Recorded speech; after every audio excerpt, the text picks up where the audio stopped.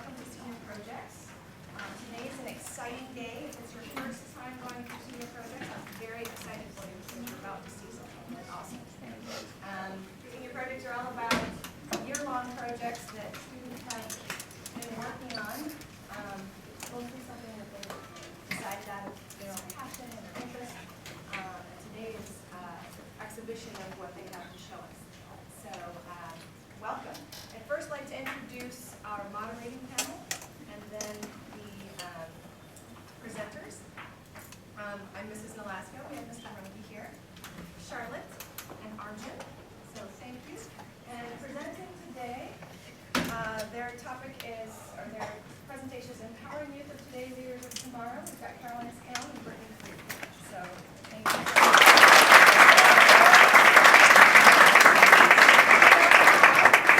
Approximately, they have up to half an hour, and then we'll have question and answers, and then you're going to okay, so please make sure computers are shut, phones are silenced and away.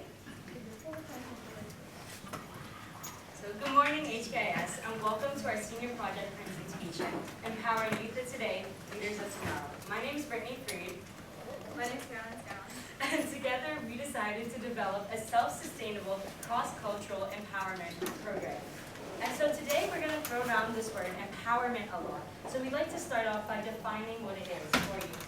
Empowerment is a type of teaching that promotes finding confidence in oneself and then taking action regarding social issues in your community. To introduce this to you, we'd like to start out with a short video from this year's India interim trip.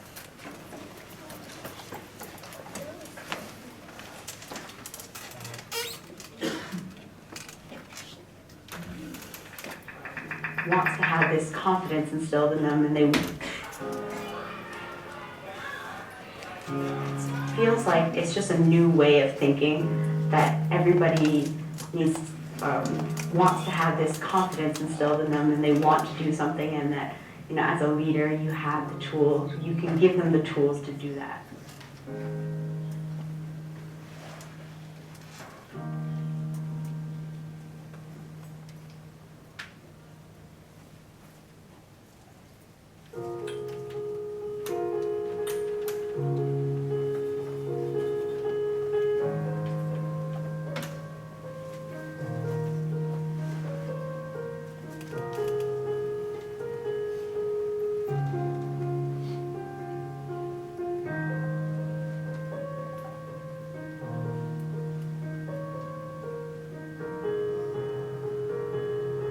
Here we're trying to help the students discover their own leadership styles and their own understandings and concepts. That's what these school classes do, is they push you down the roads, but you choose how you want to walk, or what pace you want to walk, or where you want to walk.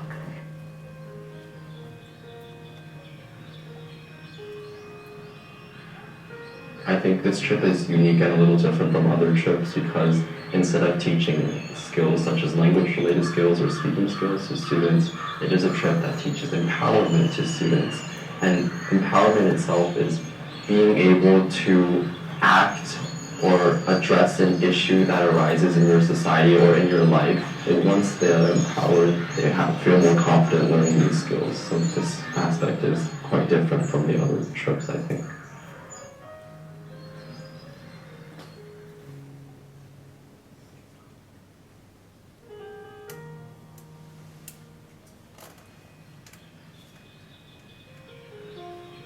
To describe the relationship, it's quite mutually inspiring. We're brainstorming key traits for a team, and one of the kids said love was one of the key traits. And I thought that was something that completely shifted the way I think, because I didn't think that love, like something that simple and profound, could be something that you'd see in a team. So I think that perhaps that's what they saw in the team that we were in, or it's something that they see in the world around them. And I think that's really inspiring.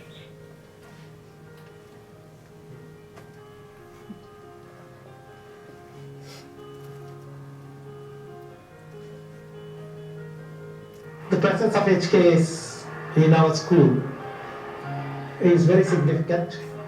It has brought so many interests and so many transformations in our school students.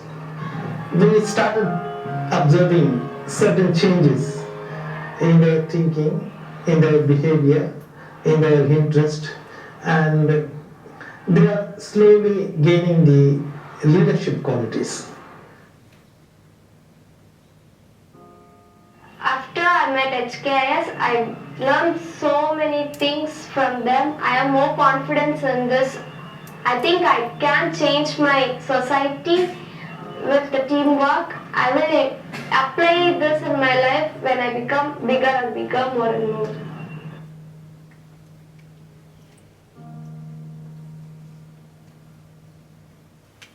Empowerment is like a moment kind of self-transcendence that allows you to interact with everything that you see in a completely different way.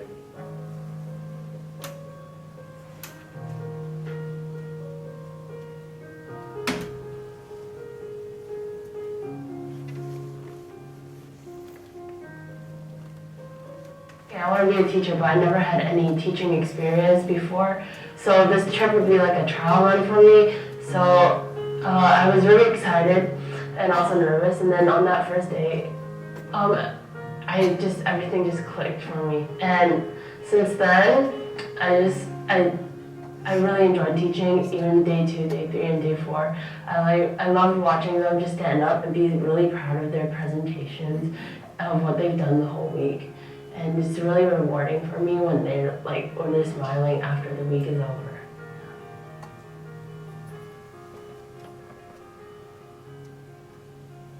Service really inspires me, and not only do I enjoy the interactions with the people, but I also love the interactions and the energy that I get from the people. So that's really something that I love and definitely want to continue throughout my life.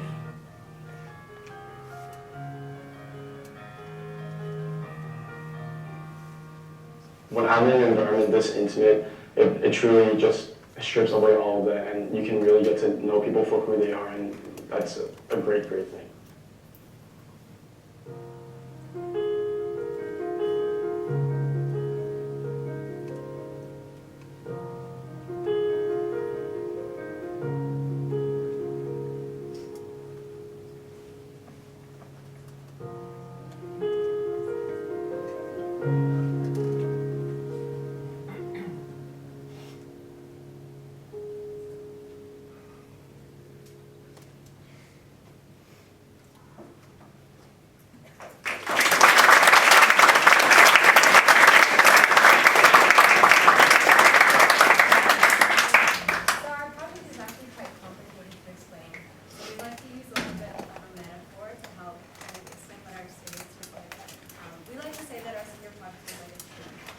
So there are dozens of roots that led Brittany and I to this point. We kind of were forced to become friends. Back, we got involved with all these types of services together, and then somehow we both ended up on this amazing interim, and all those experiences have led to this point. The trunk of our project is really the curriculum that we built. So it's the meat, it's what we're really most proud of and what we hope to leave behind. And then the most unexpected part of this experience was the branches. That out of this curriculum grew so many new inspirations, new connections, and side projects that we never expected. So without further ado, let us tell you a little bit more about our tree. So Brittany and I discovered our passion for empowerment together in 8th grade when we attended the high school service summit. We were really inspired by a speaker from Meet, which is an empowerment-focused social enterprise. Following the summit, we brought the vow silence to the middle school and raised over 11,000 Hong Kong dollars for a Free the Children and Meet community in Kenya. And on our freshman year, I was fortunate enough to go on the India Service through Sharing Knowledge and interim trip. Now, on this trip, we were visiting the schools that we still visit to these days, which were actually started by Lutheran missionaries, just like HKIS. However, the big difference between their school and ours are that although they have over 100 years of history, they still have very, very poor facilities, like you can see in the next slide. And so when we were on this trip, Mr. Lisi, who led it, decided he wanted to pilot this empowerment project. And he asked 4 of us on the trip, Chris Tsai, Ellen Hui, Krista Schmidt, and myself to help him out with this. And to be honest, when we started out, we had no clue what we were getting ourselves into. Every night we were up until 1 or 2 in the morning planning the lessons for just the next day. And so from this point, but as the week progressed, it got stronger and stronger, and we left the students creating their own action plans. Now, after we returned to Hong Kong, we were actually told that the students had followed through with these action plans, which meant that they were able to bring 14 of their classmates back to school from working in brickyards. They were able to get streetlights installed outside of their school buildings so students weren't getting hit by cars, and they started Go Green and anti-smoking campaigns within their community. So after Brittany came back from her trip to India and raved about the life-changing experiences she had, I decided to sign up to go in my sophomore year. This time, because of the successes of the previous year, Mr. Lisi decided to involve all 20 HKIS students in teaching empowerment, which meant we were able to reach over 100 local students. And one of the special things about this trip was that 2 seniors, Karen and Anna, did for their senior project this conference called Dodo, where they brought in inspirational speakers and held workshops. And that really inspired us to kind of take on a similar project for our senior project. So then just last year, unfortunately, Mr. Lisi left HKIS, but he wanted to make sure that this program continued growing and continued going on in the school. So he asked if anyone who had been on the prior interim trips wanted to come back as student leaders.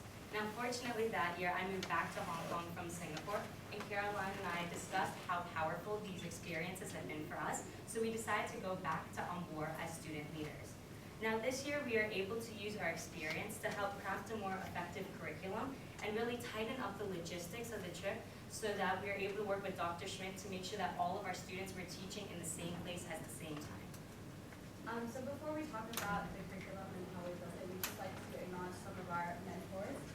This is Dr. Lisi, who started the trip and started the empowerment program. He's really to thank for developing it into what it is today. This is Ms. Meyer, who led the trip for 3 years and really showed us the importance of connecting to the community because she actually grew up in the region that we're working in. Ms. Ladegaard is one of our trip leaders this year, who was really kind and supportive throughout the whole thing. Dr. Schmidt is like our official in-school mentor, and he's given us a lot of resources and guidance over the years. And this is Katie, who we will talk about a lot. She's our out-of-school mentor, and she's a PhD student working on transformative learning experiences. We'll talk about that one as well. And then this is Davis and Franklin, who are 2 local principals who organize all the logistics for the trip and also were really inspirational in their dedication to service and to their local students. And so this year, Caroline and I realized that our long-term involvement in this project and our passion for the work it was doing made us wanting to continue it. So we reflected on the trip to see what needed the most improvement, and we realized it was the curriculum. So we decided that together we would develop the curriculum so that it could be left behind and expanded beyond the trip as the trunk or the meat of our project. Our initial project concept was that we would create a working document that we could leave at school and pull out successful activities from previous years, and that we would make this a cross-cultural work by testing it in Hong Kong. That is like implementing it in a local school in Hong Kong. But what we thought was a small and contained project actually blossomed when we decided to pen and print a handbook, pilot the program on 2 other interims, and we ended up working with several HIS alumni, Katie, and a video. So when we started working on the curriculum, we decided to first think about the core values of it before we decided to choose activities. And so we realized that the most important part of this curriculum is the idea that empowerment is equal contribution from both sides. We realized that in previous service experiences we've been on, it was these mighty, affluent people coming and imparting their wisdom on others. And we really didn't want that to be what the core of this empowerment program was. Because we wanted our students to facilitate the learning. That meant they were drawing the information out of the students they were working from. And they understood that the program only worked if both sides contributed equally, with HKIS bringing the organization, the facilitation, and the curriculum, but the local students really bringing the passion and the knowledge of the local environment. And we hope that when these 2 halves work together they would be able to be empowered, the students, to create change in their own respective communities. So in August, we began meeting with Dr. Schmidt to start work on this curriculum.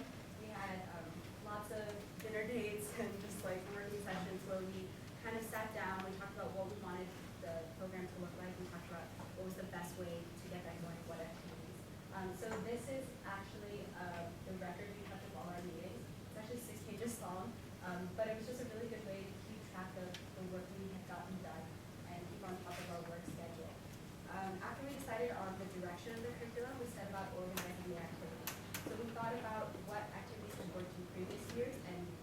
goals we wanted to accomplish were, and tried to think of activities that would help us accomplish those goals.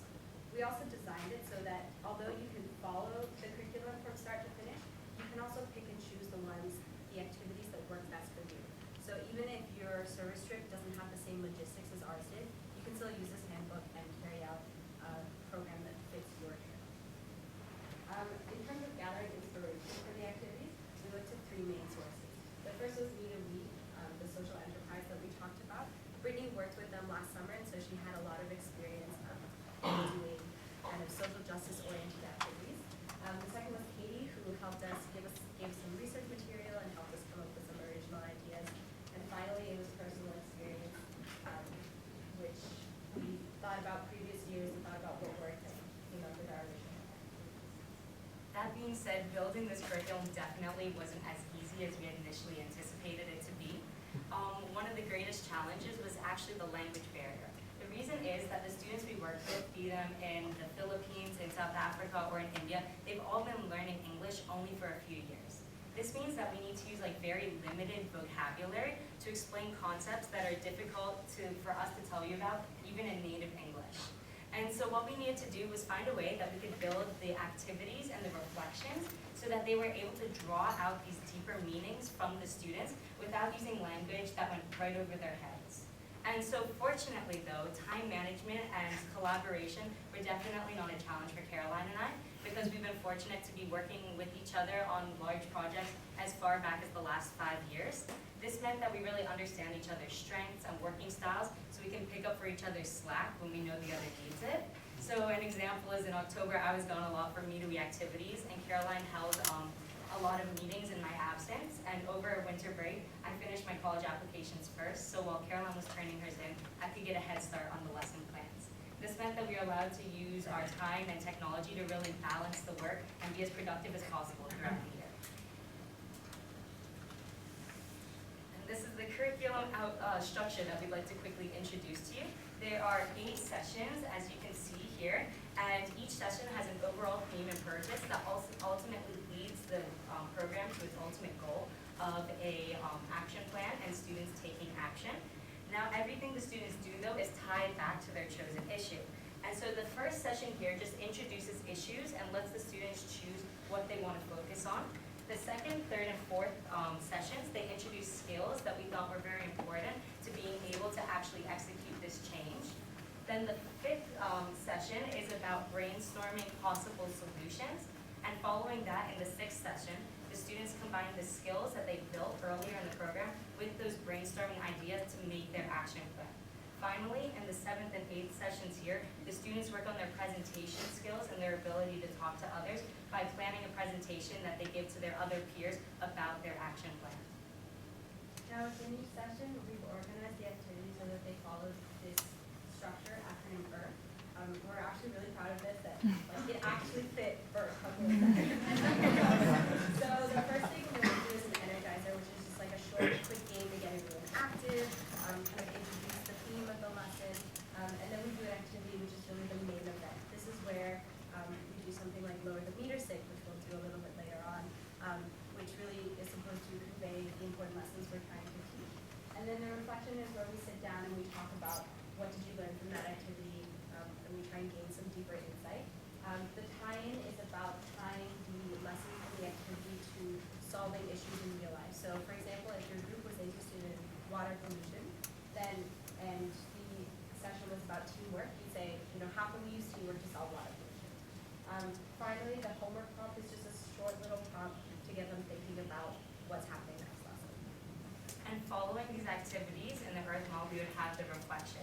And to reflect, we use the 5-question model, which Katie actually introduced to us. So as you can see, the 5-question model is used to get the students to think more deeply, but it walks them through the process. It starts with a closed question, a yes or no question, to prompt the students to actually speak. And then the second question is a little more difficult as a follow-up, and so it's an open-ended question, which prompts them to then go deeper with this thought. The reason we chose this 5-question model was we thought that it was a simple yet effective way to get the students to actually participate, as they're quite shy at the very beginning and don't want to speak up in case of having the wrong answer. And so what this does is that helps them go deeper and deeper, but step by step, so they're comfortable then uncomfortable, comfortable then uncomfortable. So we've been talking for a long time now, and we just want to help you, in order to help you understand our curriculum a little bit more, we'd actually like some volunteers to help us participate. So, can I have 6 volunteers from this side of the room? Can I have 6 from this side of the room? Charlotte. Amar. Okay. Rachel. 1, 2, Carrie. non-empowerment strengths. 3, 4, 5. Hello, thank you guys. In the meantime as well, for those of you sitting in the audience, we're going to pass around copies of the Empowerment Handbook for you guys to look at. Guys, this is cheering so you guys are all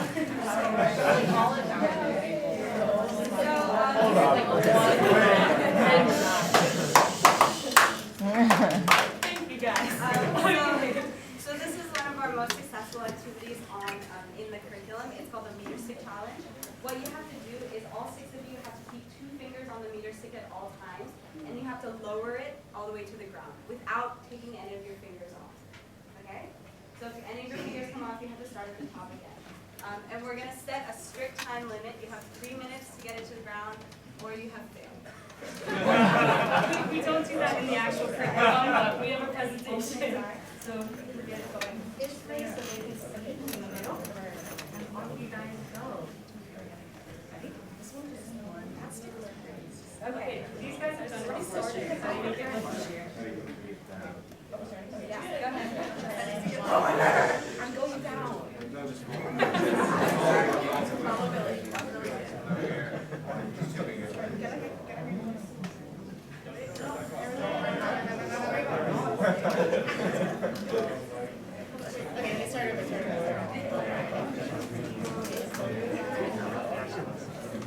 So as you can see, it's quite a difficult activity. And this is like pretty much how it went.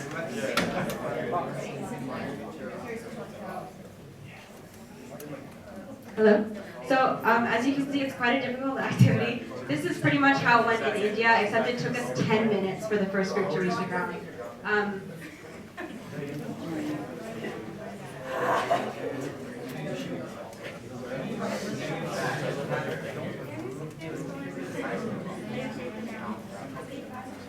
One minute has passed.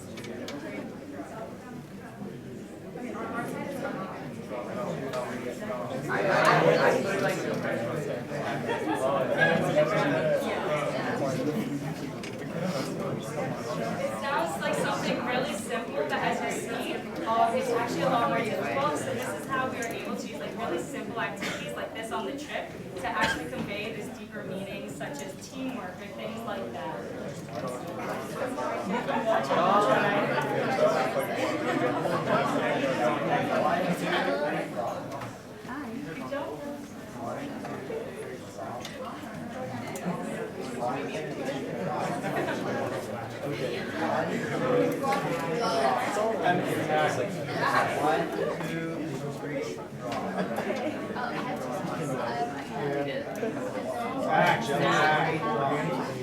Okay, 1 minute left.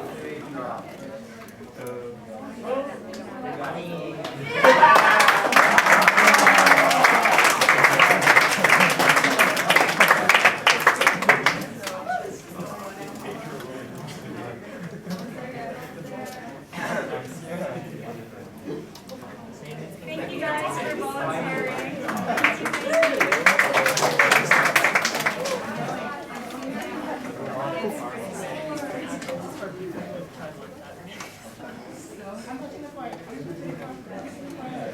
Okay, good job. Okay, so now what we're going to do is we're going to run a shortened reflection with you guys like we would have done in India, in Boracay, in South Africa. So the first question we have for you, and we want like your participation please, is did you notice that the meter stick only lowered when you all work together? Yes. Yes, thank you. And so you can also ask other similar questions to start this out for different meanings. So was it easier when someone leading you? Or did you notice that you had to communicate each other to work best together? Then we asked the follow-up, why did this happen? And one of you answer this for us. Why was this? So why do you think it was easier when you all work together? Yes, Ella. It's easier to accomplish something when you work together.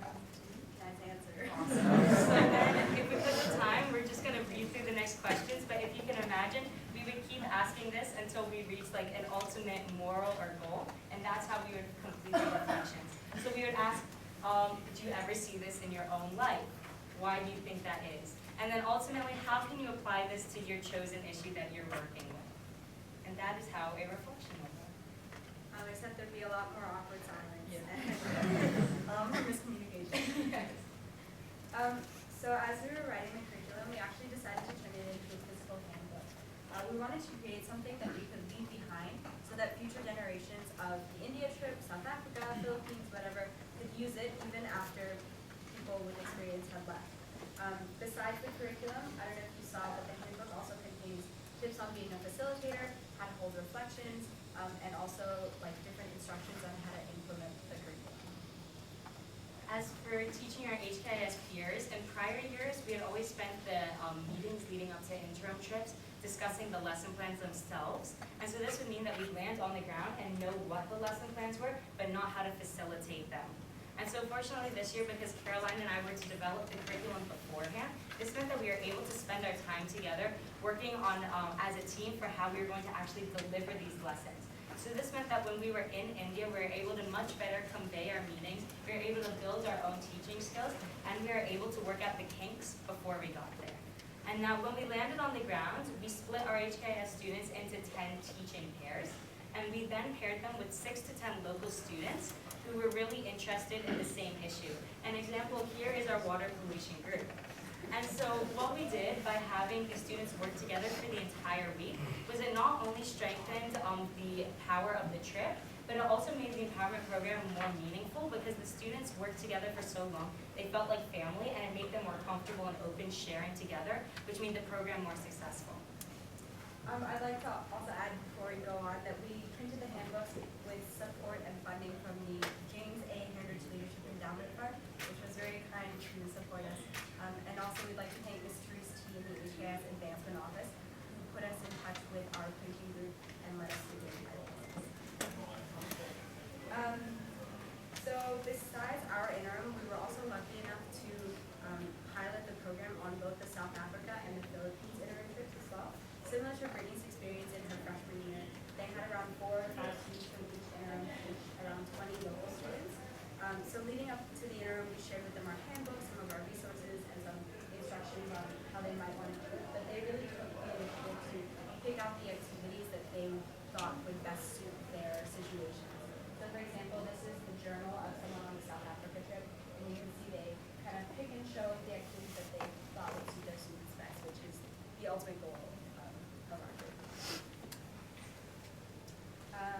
Speaking of interim, this is our group from India this year, and we just wanted to acknowledge that we could definitely see improvements that came about as a result of spending so much time on the curriculum. You know, it was much more structured, the facilitation was much better because we spent time working on it, and our activities were much more effective because they were suited to the skills and the interests of the students we were working with. All of this led to the better ability to convey what we really wanted to, and I think we can easily say that this was the strongest year of the empowerment program so far. And furthermore, you can see this is the South Africa team. In South Africa, we had Stephen Garrett, Claudia Gavison, Alex Watson, Phoebe Sun, and Miss Fine piloting the program with 25 8th grade students. Now their programs were hugely successful, and they were able to have the action plans of building a library for their school and also starting healthcare and cleaning initiatives within their community.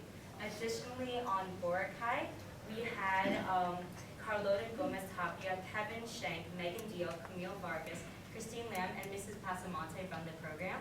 They actually ran 2 shortened programs in 2 different schools. The first one had some road bumps due to the ability language barriers and inability to communicate, but the second time ran really well and was quite successful. But really what we want to say here is we want to thank these 11 individuals for taking on the challenge of piloting this program. We know it's not easy, but their passion for service really made it come out very strong, and that they had excellent results. And we really want to thank both of them too, Ms. Fine and Ms. Pasamonte, especially for agreeing to continue this empowerment program into future years on these 2 trips.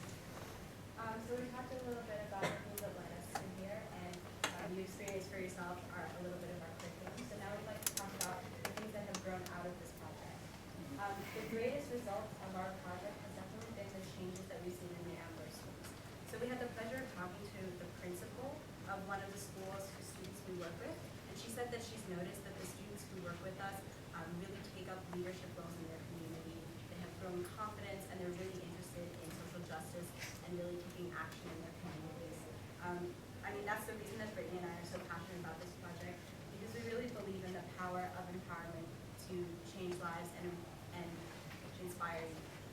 We hope that as the programs in South Africa and the Philippines develop, they too can see these changes in their students. Another thing is that video we showed at the beginning, we would like to be able to say we made, but we don't have those technology skills. So thankfully this year on the India trip, we actually had 3 special guests with us. Anjali Dariani, Katie Vogue, and Emil Ashok. These 3 were videographers, and they helped us document our curriculum, the trip as a whole, and the impact on us. They really became an integral part of our interim family, especially as Anjali was actually a member of the HKS class of 2007. This was especially great because we'd initially planned to make our own video documenting the process of creating a curriculum, but we forgot to film in most of our meetings, and we also realized that no one wants to see us stay for 10 minutes, so we decided to move that. Another great result of our project has been working with Katie. So she's actually working on a PhD now on a phenomenological depth study on adolescent lived experience and gradual transformation. I said that right, I'm so happy. Basically, that means she's studying how kind of transformative service experiences affect youth, and we're working with her on that, and it's really exciting. Additionally, another exciting development actually came from the Boracay trip. So with the leadership of Mrs. Pasamonte, Camille, and Mr. McLaughlin, and Ms. Seehafer, we've made it possible for this young lady, Karis from Boracay, to actually come to HKIS this summer for 2 weeks to participate in the English Language Leadership Program. And so she'll be working on her English skills, and her mother will be here with her, and potentially she will ultimately have the opportunity to compete for a scholarship here at HKIS. Last but not least, Brittany and I are currently in the process of revising and updating our handbook. So we've gathered feedback from the students and faculty from all 3 trips and are in the process of incorporating that into our 2nd edition. And we also hope to make some more additional activities for the next one. We'll be sending copies to print hopefully by the summer, once again due to the support of the James A. Hendricks Leadership Endowment Fund. So in all, this empowerment program has truly been a journey for both of us. We pushed ourselves beyond what we had ever imagined with this project, pursuing the goal of empowering youth of today, leaders of tomorrow. And so although this presentation may be coming to an end, we know this project is definitely going to continue to grow and flourish over the next few years. So once again, we really want to thank you guys, our mentors, our friends, and our parents for helping us through this and making it possible. So thank you.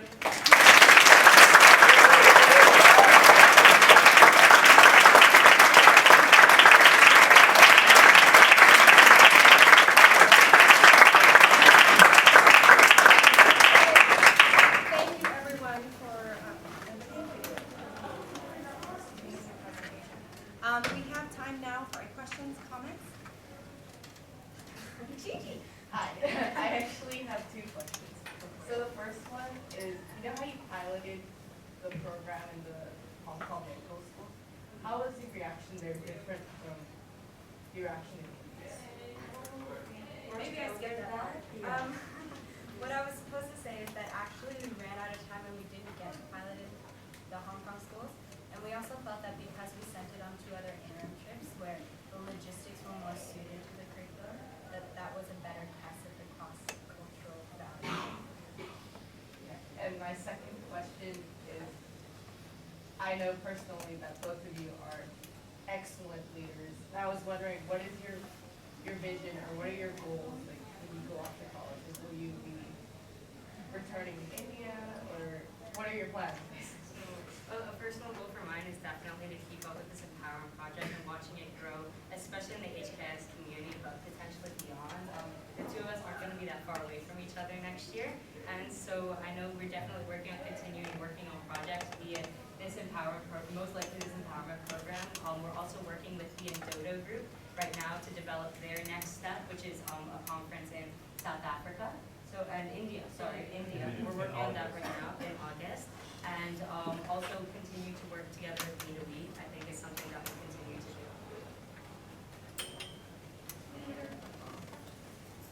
do. Yeah, so you talked about when someone leaves, you talked about how teachers have given you feedback when someone leaves the program. Have you set up some key performance indicators that you're able to test how someone has changed from when they start the program to when they leave the program? Or is it just kind of based off feedback you get from people who know them?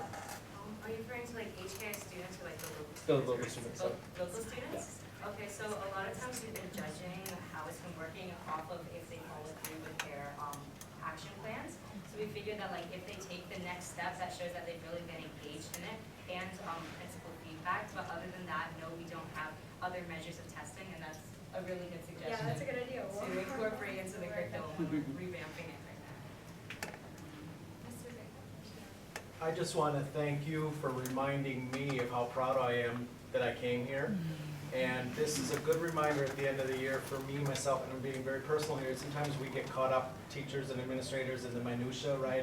And all of us in tests and grading and this and that and this and that, and we forget about this, the real learning that happened. And this just reminded me this morning of what an amazing place this is, and that you are. So thank you.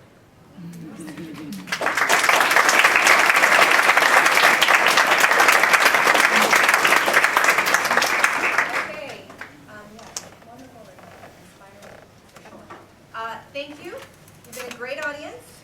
We can excuse you now. We have some discussion to have with our panel. And enjoy the rest of your day. Thank you, guys.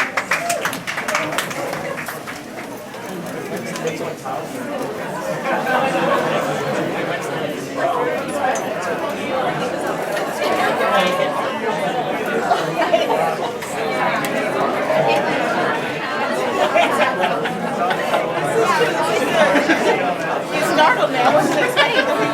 And then he spoke to me a second ago. Right. That probably doesn't happen. I know. They just talk about it. But apparently SLRs aren't like that. If you like make it clear in your presentation, but also oh my god. I'm so sorry. Yeah.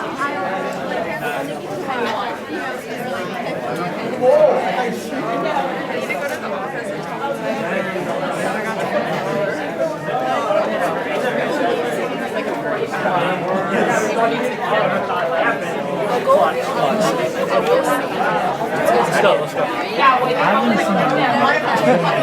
I'm single, but he's performing.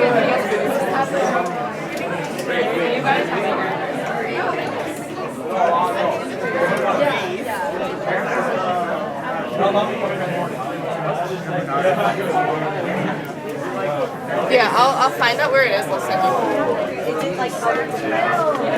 Yeah, like this year there was one at Berkeley, there was one at UT.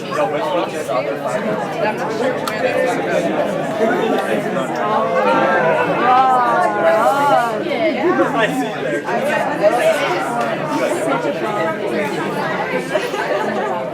You're hanging out back here, huh?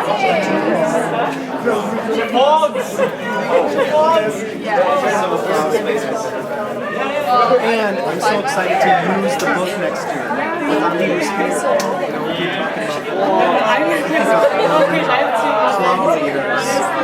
sometimes. Turn this off.